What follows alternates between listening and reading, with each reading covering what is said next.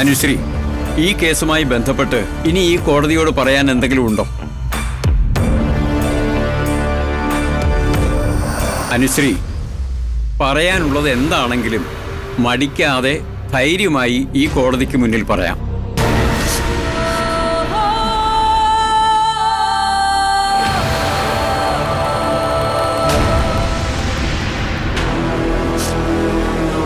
Sir, എനിക്ക് case പിൻവലിക്കണം.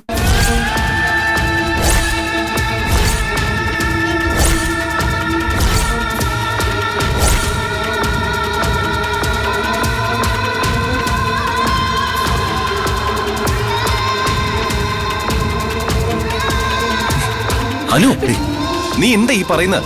Case പിൻവലിക്കാന്നോ? Anu, നിനക്ക് എന്താ പറ്റിയേ? ഇരിക്കാനാ പറഞ്ഞു.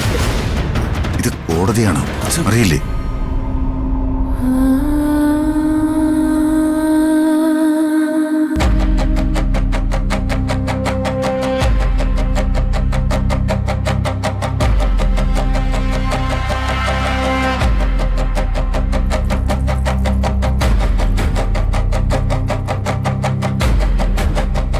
അച്ഛാ, എന്താ മോളെ? നാളെയാണ് കോടതിയിലെ പ്രധാനപ്പെട്ട വാദം അല്ലേ? എന്താ മോളെ, നിനക്ക് ടെൻഷനുണ്ടോ? ഇല്ല, അതൊക്കെ അന്നച്ഛൻ സോഷ്യൽ മീഡിയയിൽ ലൈവ് പോയതോടെ കഴിഞ്ഞായിരുന്നു. പിന്നെന്താ മോൾക്ക് പറയാനുള്ളത്?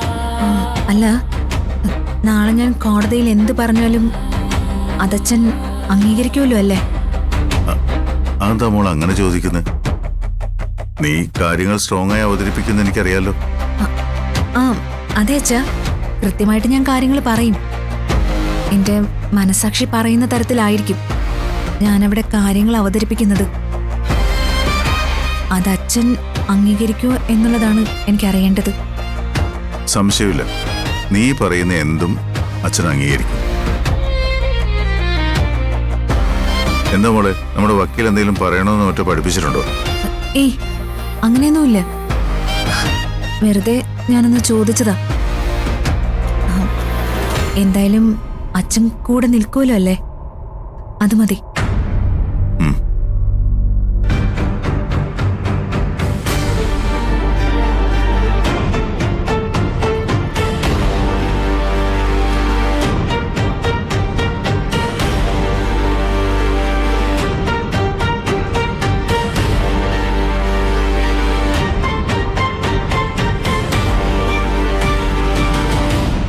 അനുശ്രീ, ഈ കേസ് പിൻവലിക്കാനുള്ള തീരുമാനം പൂർണ്ണമായും നിങ്ങളുടെ സ്വന്തം തീരുമാനമാണോ?